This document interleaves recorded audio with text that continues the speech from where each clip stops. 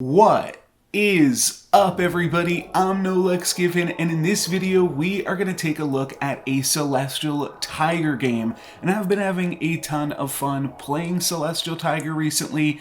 Typically that involves getting an early tier 7 treasure and trying to win that way, but sometimes you can just put together some really cool stuff with some doubled up tier 2 and tier 3 treasures. And in this video, we're going to be taking a look at one of the most powerful tier 2 treasures, one of my favorites, Bounty Board. And when you can get things going with Bounty Board, it is really good, and honestly, it is basically a tier 7 treasure. It is basically a holy grail. When you've got that doubled up bounty board and you are doing some nice slays every combat, you're gonna have more gold than you know what to do with. Now, unfortunately, in this game, I did not record the first 3 turns, so I'm just gonna walk you through those really quickly, and then we'll jump into the game at 3.0. On the first turn of the game, I saw in my shop Mad Mim, and Black Cat, and because of that, I just cast a shrink spell, and then I lost to the unicorn. So basically whatever I purchased there, I was going to lose the combat anyway, so it was a really good play to just cast the shrink spell. That way I could buy all 3 units and win my combats from there on out. On turn 2, I purchased all 3 of these units for my fight up against Merlin, and I positioned my units with a Mad Mim and Black Cat in the front row, and then a Mad Mim behind both of them, supporting them. My Mad Mim in the front traded with their Wizard's Familiar, and then both halves of my Black Cat traded with their Mad Mim, and I walked away with another win. On turn 3, I played this board. I purchased 2 Wizard's Familiars and then a free roll just to grow them a little bit, not locking the shop, and position them like so. I then played against Peter Pants with these units, and 2 of my units traded into the Sleeping Princess, 1 traded with the Brave Princess, and 1 traded with the Frog Prince, allowing me to win again. So that's gonna catch us up. I also purchased a Brave Princess and a Cinderella on 3.0. Those are pretty good units with Celestial Tiger, and it's also pretty nice that I've been able to pick up 2 pairs on Celestial Tiger, because that's gonna help us find some early treasures, and that's gonna help us find that bounty board, which eventually wins us the game. And we're still looking pretty strong here against Geppetto, actually strong enough that we will not be able to slay with Brave Princess because our front line is too good. Sometimes that happens. It's a little bit awkward. I'm gonna go for this Genie's Wish. It's a little bit awkward on our econ, but it's just really good to try to grab some early treasures of Celestial Tiger because you can really get some huge direction from that. And I'm thinking with this Falling Stars, I am not going to be able to play this Black Cat regardless, so maybe I will just sell it and then pick up like Vampire and Shadow Assassin in this shop, and that points us in a pretty nice direction here. We've got 2 Slay units already, and then of course I'm also moving Brave Princess to the front just to make sure that it actually gets a chance to slay this time. So hopefully that'll work out a little bit better for us. It does get the slay, and then Vampire unfortunately will not, and I do think I'll be walking away from this one with a loss, considering my opponent just has so many units left here still. Yeah, we're gonna wind up taking some damage on this one. They've got an upgraded Baby Root in the back too. So we take 10 damage, but we get to grab our first treasure here with Wizard's Familiar upgraded. That is going to let us grab a Secret Stash, which I really like. We could also take a Ring of Meteors. There's some fun things that you could do with that one, and there is a Creeper in this shop. But I'm just going to take the Secret Stash, that way in case we lose another one, we're not going to have too low of a health total, and then we'll have a bunch of gold to roll. And I kind of like Princess Peep with all of the Mad Mims, and I kind of like Rootworm with the fact that we've got a Vampire that needs to slay and a Wizard's Familiar that'll also get +2/+2. So yeah, some decent things going on here. A little bit tricky to order this board because I want to make as much use of the Mad Mim on the Princess Peeps as we can, but then I also really want the Brave Princess to be able to slay, and want to support that with a Mad Mim as well. So this is the ordering that I'm ultimately going to decide on. I think it's pretty good. Yeah, I think this is the ordering that we should play here. It's a little bit awkward. The Brave Princess could obviously just get attacked, and we are about to be on 4.0, so the Brave Princess might start to lose a little bit of its value, but Brave Princess is also stronger on Celestial Tiger, and thus a little bit more worth just trying to pursue in general. And even if we lose our combats, not the worst thing in the world, because of course we do have this secret stash waiting in the back.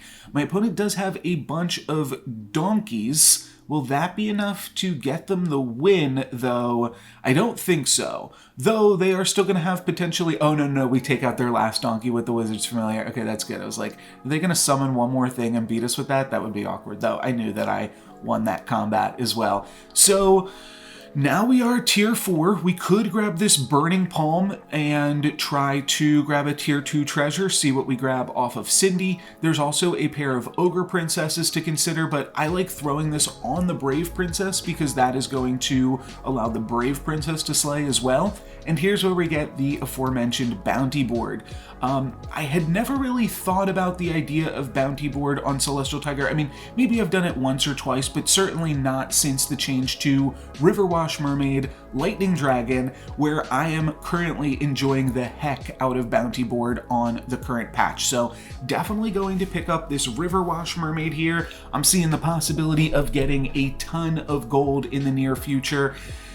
And then I am thinking, well, how can I just get the most slays possible? There's definitely a lot of interesting stuff going on. I kind of want to scale the Vampire, but Wizard's Familiar also has a much higher chance of just slaying naturally. And then I might have mentioned this too, but we also have the Burning Palm on the Brave Princess. That's really good because that's going to help us get that tier 3 doubled up treasure potentially next turn. So that is kind of the idea here. Unfortunately, we are unable to slay with Brave Princess. We do get a pretty lucky sheep hit there, and then we are able to slay with our Wizard's Familiar and our Vampire. So both of that's really good. That is going to give both of them +1/+1, and then is also going to give us +4 gold for this turn.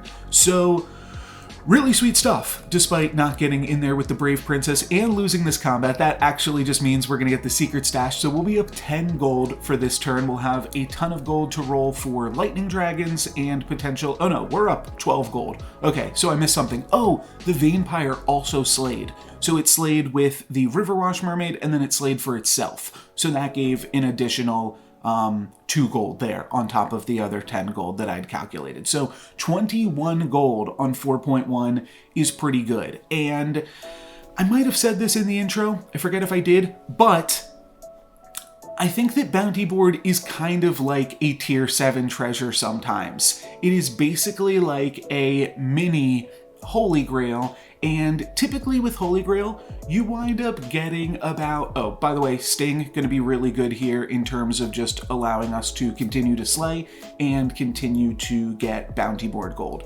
But typically with a Holy Grail, I max out on a good Holy Grail turn at about 130, 140 gold spent. But you take a look at that bounty board turn, that gave us... well, okay, half of that was from the secret stash, but still 6 gold already from the bounty board. When we've got this doubled up bounty board, and now we're going to be slaying with lightning dragons and stuff, though not this turn, we won't be, but we will be slaying with the Grim Soul, then we'll be getting in with the Vampire. We're going to have turns where we've got like 40 gold. So that's like 30 gold from just the bounty board alone. And if you compare that to Holy Grail, sure, it's only 1/4 of the gold that you would get from the Holy Grail, but over the course of 4 turns, that's basically going to be a Holy Grail in itself, and that's something that is obviously really strong. I'll take the Fancy Pants here, not super excited by any of these treasures, but it's fine enough to give +6/+6 to a Riverwash Mermaid. I'd much rather give it to a Lightning Dragon, but we just purchased the cards in the order that they appeared in the shop. So this is totally fine still too. Now we are playing Double Dragon, could potentially roll for a 3rd one, and we actually find a 3rd Riverwash Mermaid. So the main treasure that we are looking for here is potentially Sky Castle. It can be kind of cute, but really just looking for Horn of Olympus. I think that's what it's called. I always forget the name of that one. And then I'll roll a little bit more and I will find another lightning dragon. So I'm going to sell off this pair of Mad Mims, and I guess this Brave Princess didn't totally calculate that I would have to play a unit down. And unfortunately, we are not going to find the Horn of Olympus again. So I think I'm just going to skip on this one, and then I can either buy Toil and Trouble or Crafty. And I think it just makes a lot of sense to pick up Crafty here. Oh no, I go for Toil and Trouble? Oh, that's kind of surprising. Okay, well, I guess it's fine. If it lands on the Lightning Dragon, I suppose that is really good. And just like helps the Lightning Dragon slay. I also go for an interesting maneuver here at the end where I throw the Shadow Assassin into the doubled up Sting slot and also have it getting buffed up by Riverwash Mermaid. And that is now going to be a pretty huge Shadow Assassin. We'll also get some slays with Vampire, and we are definitely going to walk away from this combat with a loss, but again with a bunch of gold. And now we've got to see if we can translate this gold into something. There is a Burning Tree. We could give Fancy Pants to the Burning Tree. I don't really want to give doubled up Fancy Pants to the Grimsoul. But we also have this Riverwash Mermaid Lightning Dragon. I don't really think I want to pivot from that one, at least not yet. Just this bounty board is doing so much work for us. We could take the Grimsoul, do something like put Vampire in the back row, and that way both of these Grimsouls are definitely going to be able to trigger onto the Vampire. That seems pretty reasonable to me. We can also pick up a second copy of Shadow Assassin, potentially grab a tier 3 treasure from that, and that is going to get us a treasure map. And I think I might have mentioned this at the beginning of this video, but of course we are going to grab some tier 7 treasures in this one too. The bounty board is really just a means to the end. It's a bunch of gold every turn that's allowing us more flexibility to roll and try to pursue these bigger treasures and really make something fabulous happen here at the end of the game. So, oh, I locked this shop for what? Oh, for a lightning dragon. Okay, fair enough. Then let's see how this combat goes against Peter Pants. We're going to have the Lightning Dragon take out their big ranged unit, which is really good, and then all of these Grimsouls are going to hit onto the Shadow Assassin, and we have a rather large Shadow Assassin here. That's going to trade with the Sleeping Princess, and then the Riverwash Mermaid gets to take out my opponent's Vampire. And Vampire gets to take out their Wizard's Familiar, and we trade. We wind up getting a tie this combat, and that is absolutely fabulous because we are now up 10 gold. So I'll definitely take a trade in that case. We'll play another Lightning Dragon, and now I am just rolling for probably Grimsouls so that we can grab a tier 7 treasure. We already have Vampire. We don't really need Lancelot. Oh, Baba Yaga. I didn't even see that in the shop. Oh, also, yeah. Okay, I'm sorry. I totally did the commentary wrong on this turn. But, okay, great, we're here. We've got a doubled up Sting. So we can make this Lancelot activate immediately, but I'm still rolling for Grimsoul because I want to use my tier 7 treasure from the treasure map.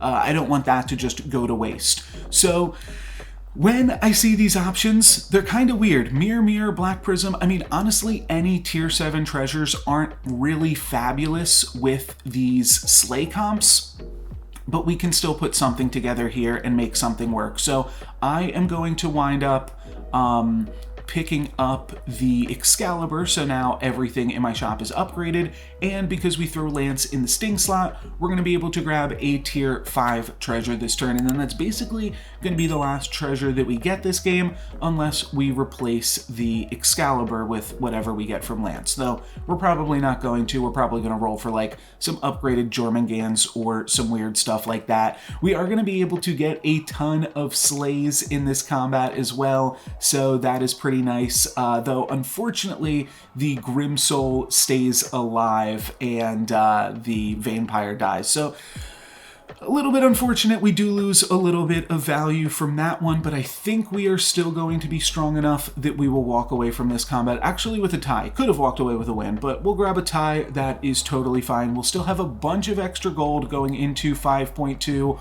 All of my Units are going to be upgraded in the shop, and we also have 18 gold to roll with.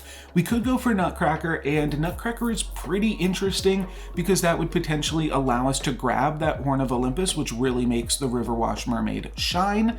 We could also go for a Lightning Dragon here. That could be pretty sweet, and I'll go for a little bit of a reordering on my units, so that way we can play both of these Lightning Dragons and get in with those, and then also have the Grim Soul then just trigger onto the Lancelot. And that should give us a ton of gold going into the next level. I would like an upgraded Baba Yaga still, rather than this unupgraded one that we are forced to deal with, but short of that, we are looking really, really good going into the next level. There is something kind of interesting here. Should we sell the Baba Yaga, so that way we are more likely to find some Baba Yagas in the shop, but I just hang on to it and wind up rolling. We do find some golden chickens here at the end of the turn, which allow us a little bit more econ, a little bit more chance to roll, and we'll just end with a Queen's Grace. Give Lance a little bit more survivability.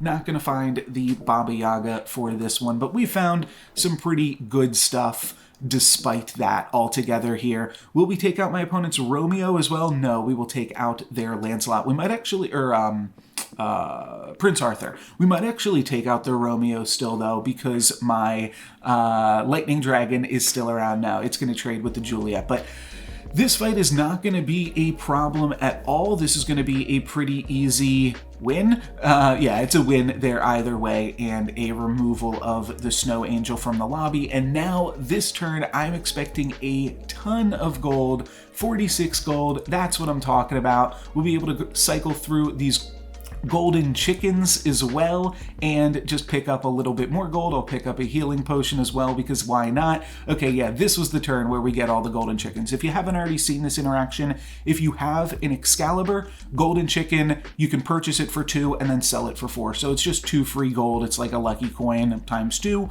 So you always want to be picking those up where you can. It does make sense to pick up Hercules as well. We don't really have the room on the board to play it, but we've got so much. It's the only way that we're going to be able to grab a tier 6 treasure on the board, so might as well pick that up. I'll grab the upgraded Baba Yaga here as well, and I might even consider playing double Baba Yaga to really soup up this Lancelot. There's also a Riverwash Mermaid, but we don't actually have the horn, so it's a little bit awkward to play that. I think I'm just going to drop in this Hercules in some spot here. Maybe I could cut a dragon, but the Lightning Dragons are also just giving me so much gold from the Riverwash Mermaids that I kind of want to play those. Kind of like the Gigantify on the Hercules, just give it a little bit more survivability. You can see these Shoulder Fairies would also be a really reasonable pickup, and I just figure with not too much time left on the clock, I'll pick up an Ashwood Elm. See another upgraded Baba Yaga too. There's definitely a possibility that that's what we want to be doing, though it's so tough. We're just really low on board space. It's tough to be able to play all of that. We will get slays with both of our Lightning Dragons, so that's really good. I was really rolling for Jormungand last turn, believe me.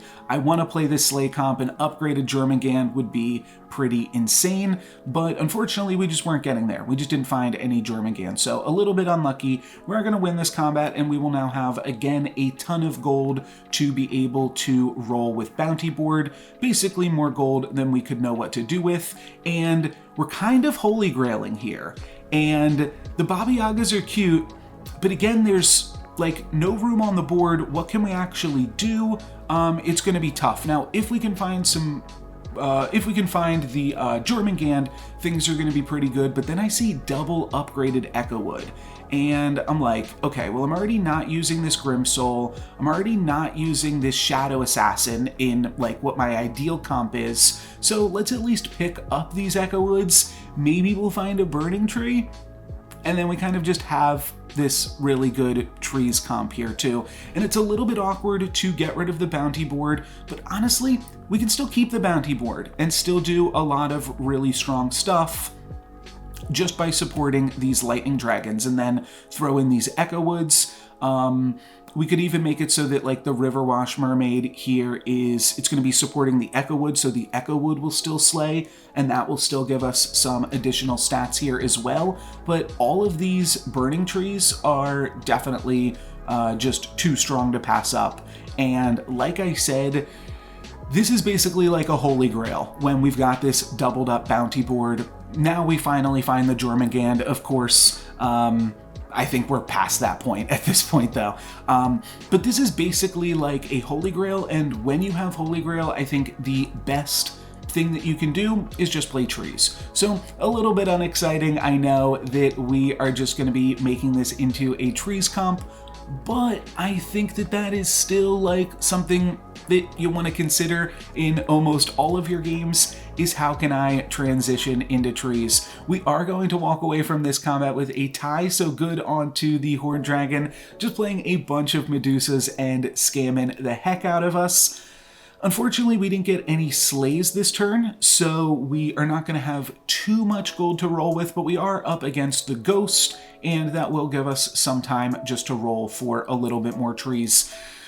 And we find one, so that's pretty good. We should have potentially played Lancelot last turn instead of the Lightning Dragon, because that would have allowed us to slay a little bit and get a little bit more econ, but honestly, all of this works out pretty perfectly. We could potentially lock the Pigomorph. I imagine we're going to be playing up against the Horde Dragon next turn, and we're basically full build. We're going to be able to take another tier 6 treasure and replace the, I don't know, any of these. We're not really using any of our treasures at this point in the game, but hopefully we can grab a sweet treasure from the Hercules that just pushes us over the top a little bit more, something like a Singing Sword, or, I mean, I remember what I pick, so I'm not trying to spoil it here, but burning trees up against the Peter Pants Ghost, not going to be a problem. That is going to take out the Peter Pants pretty quickly, though I guess it's a little bit subjective. We've got to battle through these sheep here as well, but